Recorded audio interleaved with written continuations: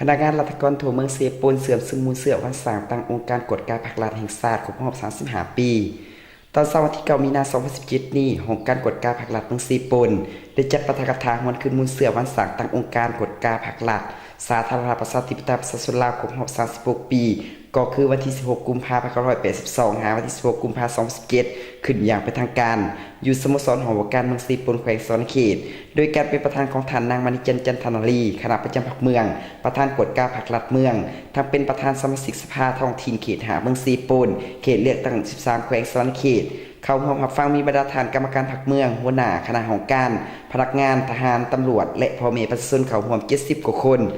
ท่านนางมณีจันทร์จันทนารีได้ให้เกียรติขึ้นปาฐกถาหวนคืนมูลเสื่อการกำเนิดเกิดขึ้นขององค์การกวดกาผลักดันซึ่งองค์การดังกล่าวมีการติดพันกับการนำพาของพรรคประชาชนปฏิบัติลาวโดยพรรคมีต้นกำเนิดมาจากพรรคคอมมิวนิสต์อินโดจีนในระยะที่เป็นองค์คณะพรรคแขวนลาวนั้น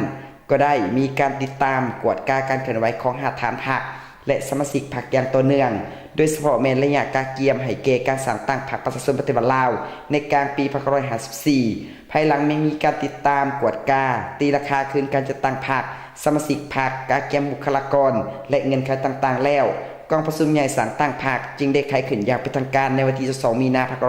2555กองประชุมได้เลือกตั้งคณะพรรคคณะนำสุดทำอิฐโดยแม่นประธานแกษรพรหมวิหารผู้นำที่แสงคำโลภหับของพวกเฮาเป็นผู้นำหน้า